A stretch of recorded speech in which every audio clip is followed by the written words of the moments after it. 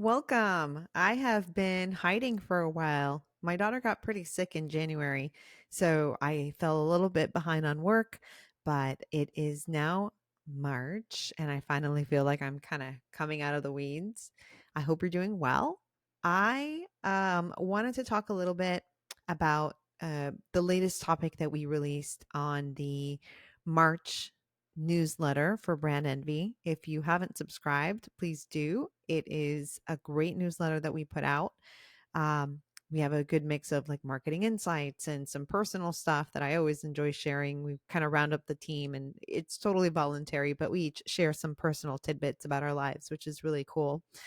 And so in this newsletter, I talked about AI and how AI has really permeated every aspect of marketing, so many industries. I use it so much for my personal life.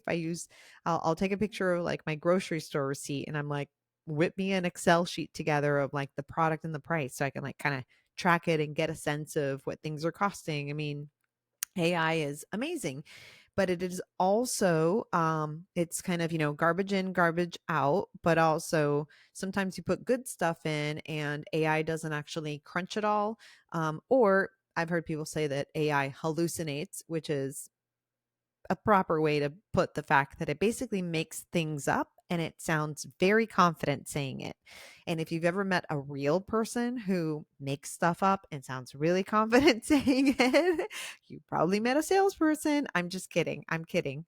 You know that type of person is very dangerous, right? Imagine a doctor just making something up and then just telling it to you with a straight face. So, anyways, what I've found with AI is that you can't AI your way through something that you don't have a good knowledge and good grasp on to begin with, because you don't know what you don't know. And that's a very valid concern and statement. And so it's good to use AI for something that you do know so that when AI chooses to hallucinate or make up facts or just really forget something that's very crucial, you can push, give it some pushback and say, what about this? What about that? But the danger of you using AI in areas that you have no expertise is that you don't know what you don't know, and AI can hallucinate, which is why I say AI is very smart and very competent and capable, but it's also very, very stupid. So, why am I saying all this? AI has permeated all of marketing, and I recognize, it's made copywriting a lot easier, social media content calendars, but again, it doesn't replace that human creativity, human ingenuity. It doesn't replace all of those things that really help things. Stand out from being generic. And so, how do you harness that power of AI to put it to work for your brand in a way that's meaningful? And one of the, you know, sudden moments of realization that I had, one of the epiphanies that I experienced recently is for 15 years, we've been offering this service called, a marketing strategy, a go to market strategy, where it's essentially kind of like a therapy session for your business where we discuss the vision for your company and we put it, we all have, the leadership team, we all hash it out. We put it in writing, we refine it. We go through your mission, your core values. We talk about what it is that you do for who, right? Your products and services. Who are your different target audiences? Your primary target audience, your secondary, even your tertiary. We go through a competitive review and we take a look at each of your competitors, their strengths, their weaknesses, their similarities, and then insights from that we've gained from looking at what your competitors do. And then, we also, for some accounts, even take it a step further and we interview your target audience. So I'll ask my clients to provide me with a list of a couple of different, um, uh, kind of a random sample of their existing clients or past disgruntled clients, right? That they used to be a client, something happened, nobody's sure what happened, but they went away. And so I'll come in and I'll call, my team and I will call as an objective independent third party, hey, I was hired by, this company that you used to do business with hired my firm to help them with their marketing strategy. And I understand that you used to be a client, or I understand that you are a client. And we were wondering if you could give us a moment of your time to share your experiences that you had with that company with us. It's totally confidential. It'll help the company improve, yada, yada. Most people so far, I haven't person say, "No, I'm not help." Well, obviously, they just don't call me back. But if I do get to chat with them, they're usually like, "Sure, fine, yeah, I'm happy to tell you what happened." And then, I don't, we're not, nobody likes a tattletale. We don't turn around and we're like, "So and so said this." But when we do the final marketing strategy presentation, we're like, "Hey, this is what we heard. And so here's some recommendations for the way that you're currently providing the customer journey. Here's some recommendations that'll help you deliver uh, a customer experience that's more aligned with what you're telling me, right? Your vision, your mission, your core values. What you're telling me is the experience that you want to provide to your customers." And so, that's just one of those really neat ancillary benefits of this process that I you know we're sort of secret shopping you. We can give you some feedback to improve, because all of when you do marketing, branding, advertising, you're expressing a promise to the consumer, to the customer, whether it's B2B or B2C. You're expressing a promise. And then when that consumer finally comes back and says, "I'm going to go ahead and give you guys a shot. I'm going to try you guys out." If their actual customer experience doesn't match the promise that they were given in marketing or any other customer acquisition experience that was used to pull them in, that mismatch is going to cause, right, like that cognitive dissonance. And they're going to be upset and disgruntled because this is not what they signed up for. This is not what was promised for them. And so that's why, it's like, why is the marketing company getting involved in the customer journey and the customer experience? And the answer is because they have to match. If they don't match, clients are going to be upset. You're going to get bad reviews. Marketing today isn't what it was before. In the past, you could say, "I do the best whatever, I'm the best venue for this." And it's like, whatever you said it was, that's kind of what people believed it was. And there wasn't reviews or Yelps or any other way or social media for customers to be like, "Nope, this is not what they say they are. This is terrible." I mean, they would do it, but the news would migrate slower. And at that point, it's like, by the time it gets reached, different people have different experiences. So it was just a different world.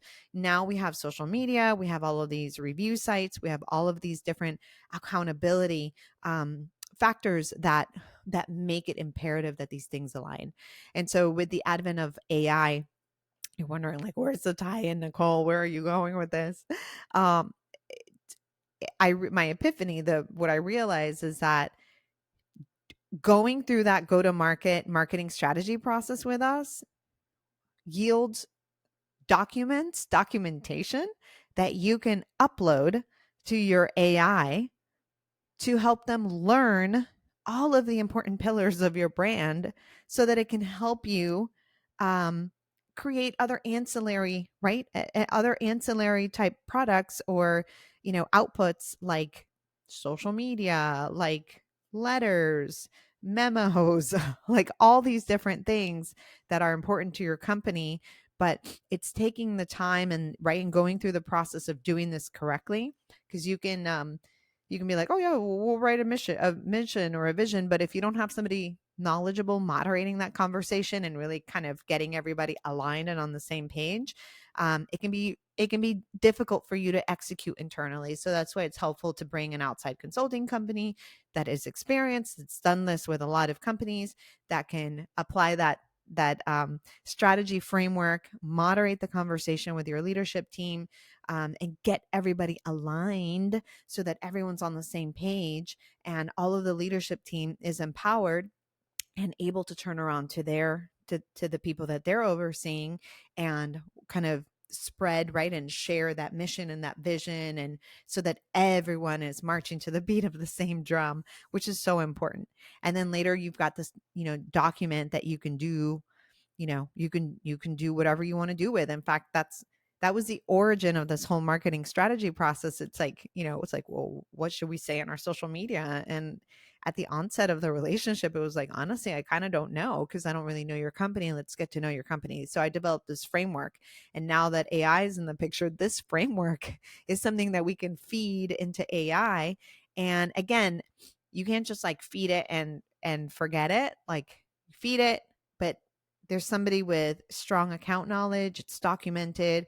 If that person were to leave or you needed to let go of that person, you can hand over that marketing strategy document, have them read it, discuss it with them, make sure that they really understand what is it that sets you guys apart. And not only that, but these documents need to be updated. That process of looking into your competitors, you need to look into that like every 3 months, every 6 months, every 9 months, every year, because new competitors are coming into the market all the time. And every single time that new competitors come in, I think that you should take a look at, what are your strengths and weaknesses? Where are you in the market right now? Just kind of pausing and doing that kind of, I compare it. I mean, I don't know. There's been so many like airplane stuff. It's probably not a good comparison, but I compare it to like a pilot, right? Before he takes off, he stops and checks everything. I really hope he's checking everything. We have enough gas. We got, this is fine. My tire is properly tied to the thing. So you just need to, check the weather. How's the weather up ahead? So these are things like, your company is not like a static thing. It's a big organization that's actively in motion, and so you need to periodically be refreshing and updating this, and it's helpful. And so this is a service that my company offers.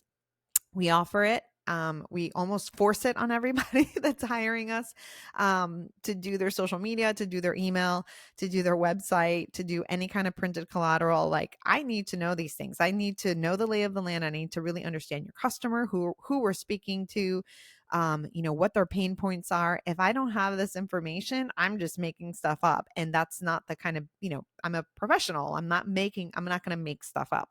So, if you have found yourself, like everybody else, utilizing AI, wondering how you can leverage it better, I invite you to schedule a consultation with me, and see if it makes sense for us to conduct this marketing strategy process that I've, developed and implemented very successfully with various clients, to see if it makes sense for you to really get a good, strong grip on what it is that you guys are doing, who you're serving, and what sets you apart, and why is it that specific people need to choose you for that specific need that they might have.